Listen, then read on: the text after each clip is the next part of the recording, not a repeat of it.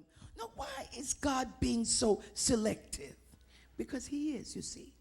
God is very selective. As much as we try to think that God just doesn't have any choice and he's like a big Santa Claus and anything goes, no, he has definite choices. And these choices are predated. Before the foundation of the world, choices were made.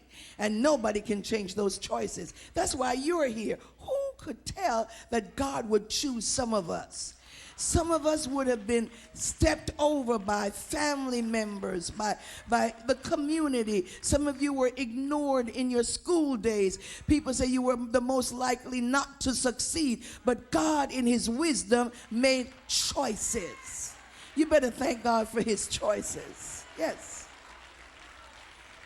He chose to save the sons of Korah.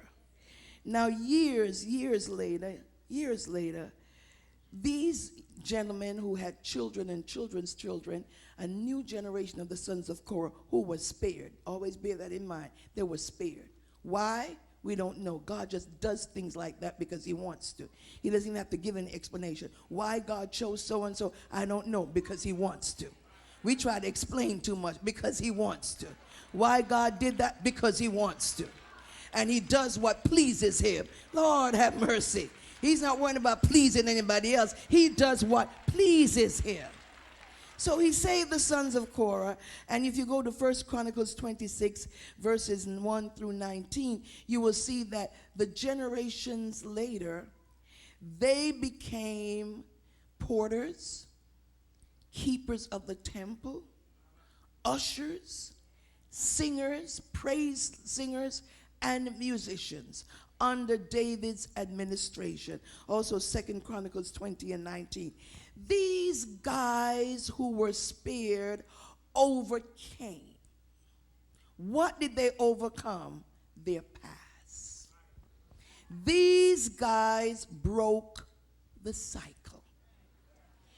What their father could not do, they were able to do. I just thank God for that, because some of us are still carrying that monkey on our back about our past. And I just believe tonight the Lord just want to take that monkey off your back. I said these guys responded to God in a way that their fathers could not. Even though they came out of their father's loins, even though they drank the milk from their mother's breast, but they were different. I just think that when God separates you, in spite of where you were born and in spite of who you came out of, they could have been a prostitute, a murderer, but God decided to stop the cycle with you. I just think that's amazing, don't you? When the sociologist says that it should be continued in your generation. They've already predicted that some of you will repeat what your mother did and what your father did and what your uncle did and what your grandmother did. And the genetic scientists have already determined that your mother is fat, so you're going to be fat, and that you got fat genes and you've got alcoholic genes and you've got diabetic genes. But isn't it marvelous? My God, that God can interrupt the genetic cycle. Marvelous. Marvelous. Marvelous. So the enemy that's been tormenting you for years, walking around with this cloud over your head, afraid of life, afraid to make decisions because you think that something in you is like him or like her. If you're walking with God and God has chosen you and given you a whole different life. Look at your life. It ain't like that. Look at where God brought you from. Oh, come on here. You're not even connected anymore. The Lord has dropped the curtain. Oh, I feel a praise in here right now. Come on and thank God for dropping the curtain.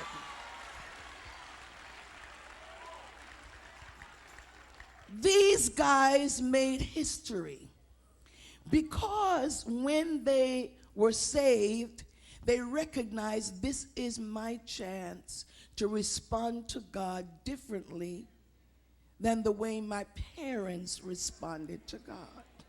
And I'm not going to be held responsible for the fact that they didn't respond correctly.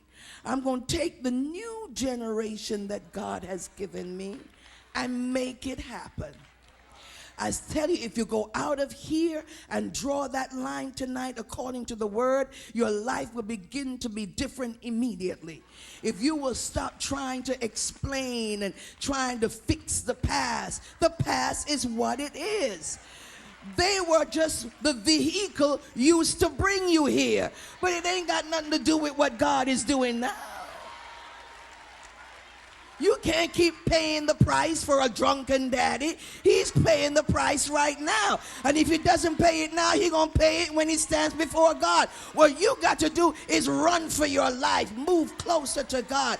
Get where God wants you to go so he can get the glory out of your life.